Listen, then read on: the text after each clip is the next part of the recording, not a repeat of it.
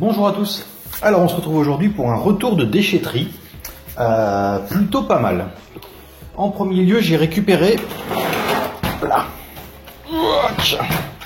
un Dell Optiplex, c'est un GX 520.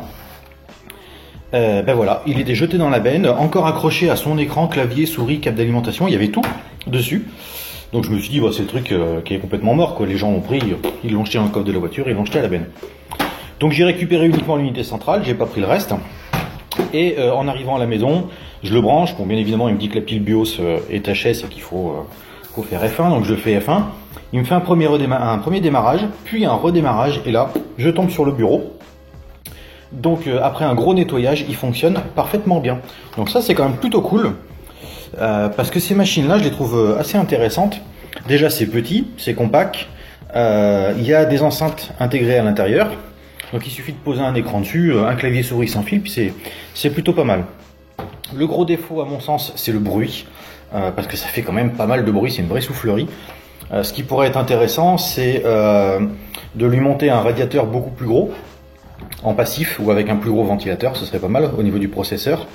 Supprimer l'alimentation et la remplacer par une Pico, parce que là on n'aurait pas de bruit du tout.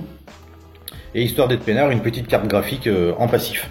Enfin bon bref, là il marche comme il est. Je ferai un essai pour le changer au niveau du système, parce que là il tourne sous Windows XP. J'aimerais bien qu'il tourne au moins sous 7. Ça c'est la première chose. La deuxième,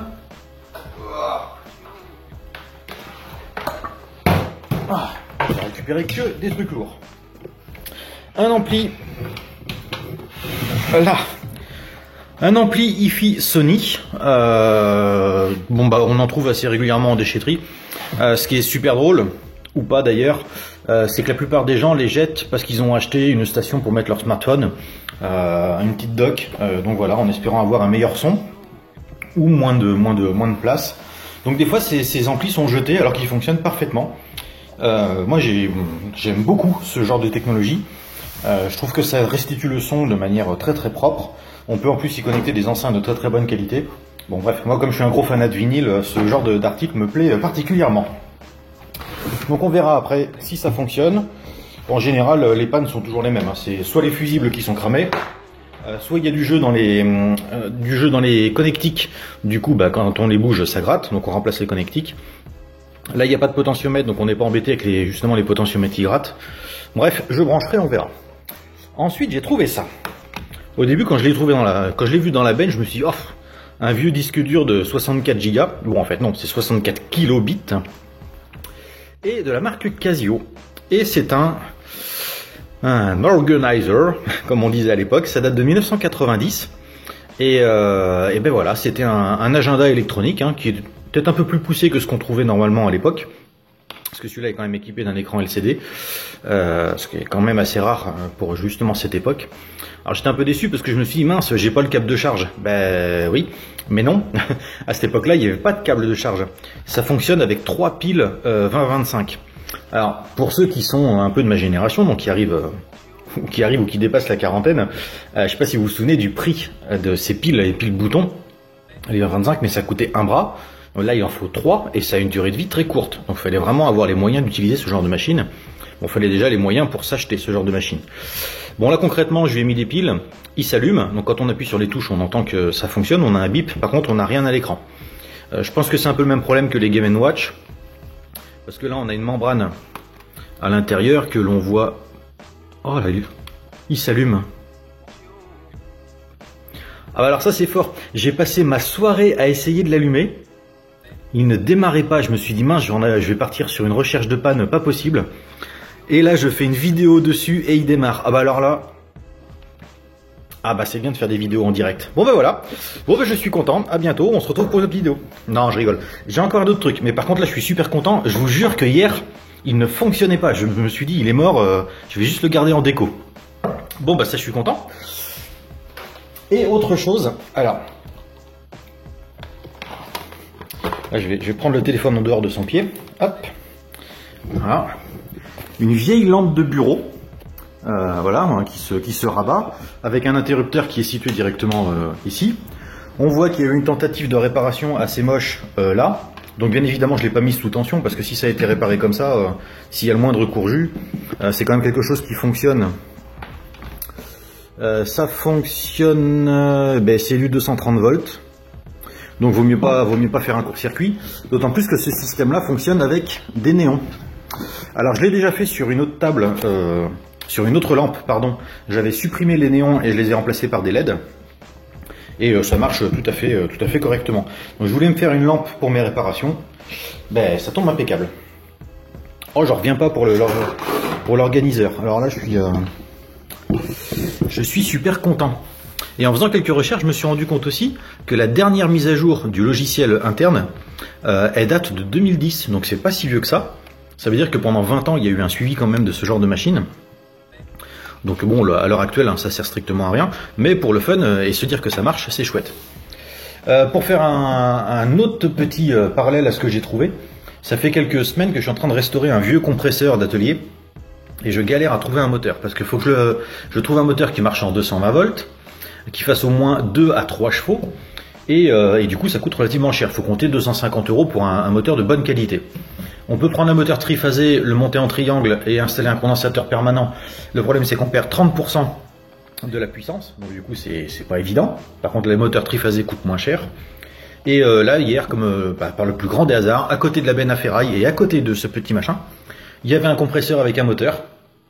Donc je l'ai récupéré et en arrivant à la maison je le branche et il démarre pas et en fait c'est que je pense qu'il a dû tomber en panne et les anciens propriétaires se sont trompés en le remontant et ont inversé le témoin de sécurité thermique et le condensateur de démarrage. Ils les ont branchés inversement. Enfin, en même temps il n'y a même pas de détrompeur donc du coup ça pouvait pas démarrer. Donc voilà, je suis en train de remonter aussi un compresseur avec un autre compresseur que j'avais trouvé une autre fois à la déchetterie.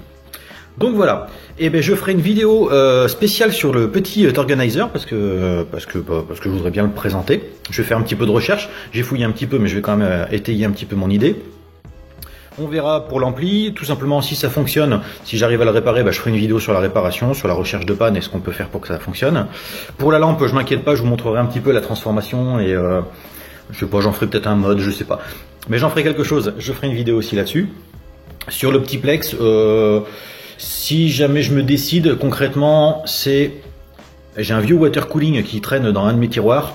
Donc lui mettre un water cooling, un SSD, une alimentation Pico et Windows 10, et sûrement faire une petite station d'émulation, pourquoi pas.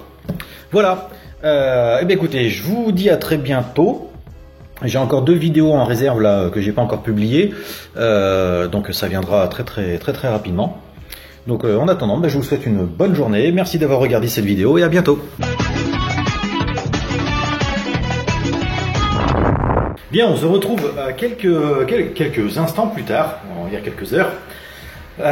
Du coup j'ai pris l'ampli, j'avais une paire d'enceintes que j'avais trouvée aussi à la déchetterie mais que je n'avais jamais branchée, c'était l'occasion. Et surprise,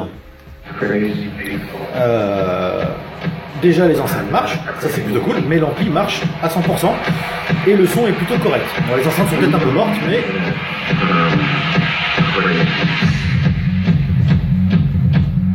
bon là c'est peut-être pas super au niveau du micro et de l'enregistrement avec le téléphone, mais on a un bon rendu de basse, on a un son qui est très présent.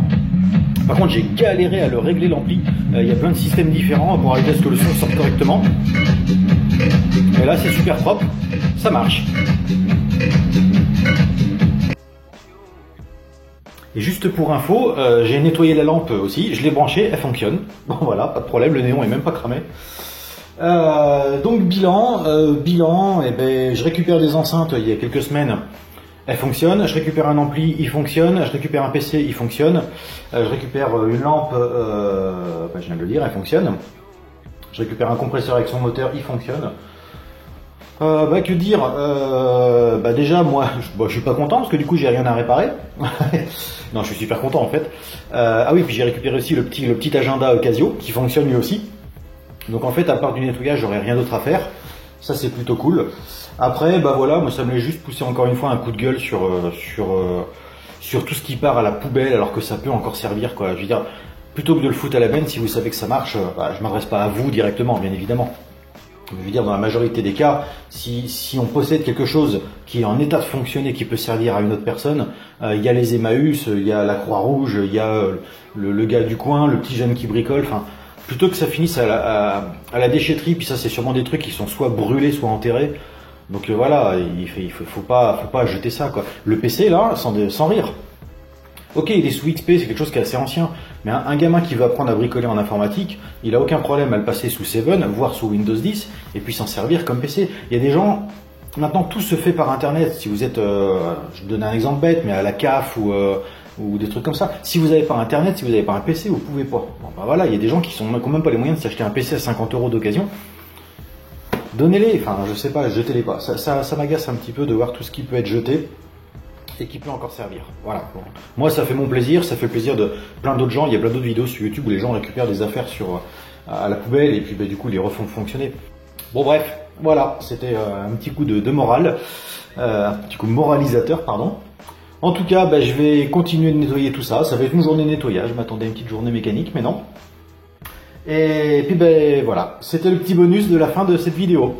Je vous souhaite une bonne journée. Merci d'avoir regardé cette vidéo et puis je vous dis à très bientôt.